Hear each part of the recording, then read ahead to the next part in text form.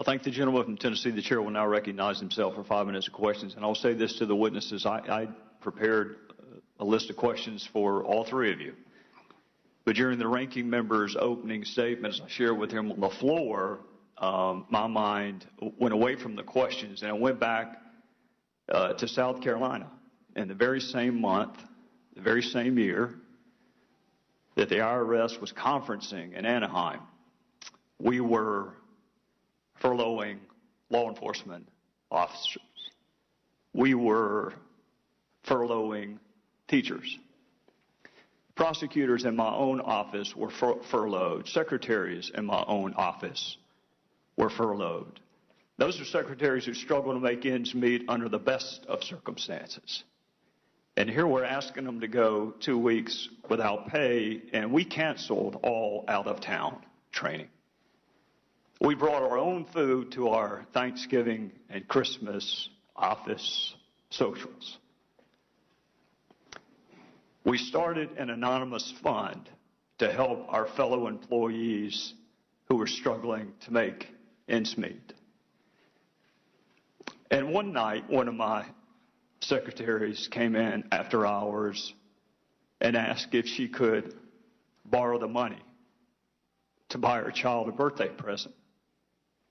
And she kept apologizing for having to do it. She kept saying, "I'll pay you back.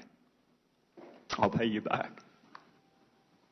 And at exactly the same time, that young government employee, single mom, was borrowing money for a child's birthday present, other government employees were staying in $3,500 a night rooms.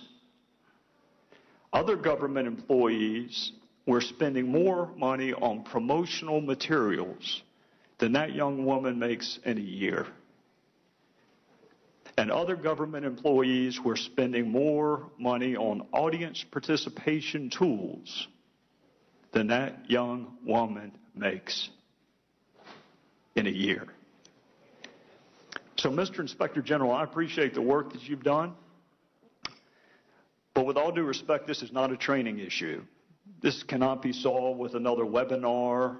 This can't be solved with just one more recommendation. If we can just get that recommendation implemented, we're just one recommendation away from people acting responsibly. Mr. Inspector General, we can adopt all the recommendations you can possibly conceive of. I'll just tell you, it strikes me, and maybe it's just me, but it strikes me as a cultural, systemic, character, moral issue.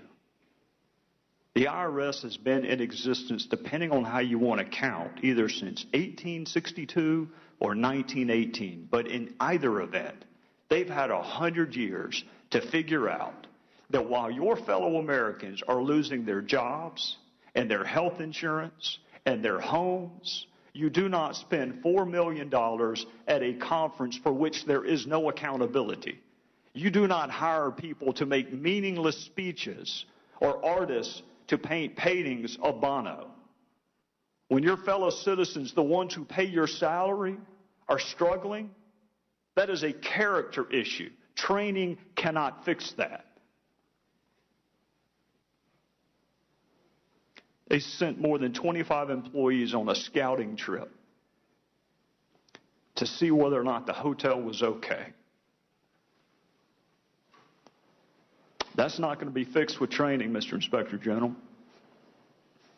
When you got law enforcement officers being furloughed and you've had 100 years to figure out how to act appropriately, you don't need an IG report to tell you that spending $27,000 for someone to talk about how random combinations of ideas can drive radical innovations, there's not a webinar in the world that's going to fix that. So, Mr. Inspector General, in reality, it just strikes me that we just need one single recommendation. Start over. This entity has not only targeted citizens that it was supposed to serve, it's allowed itself to be used as a political tool. Not only does it have access to our financial information, it will soon have access to our health information. Those are details that we don't share with people that we do trust.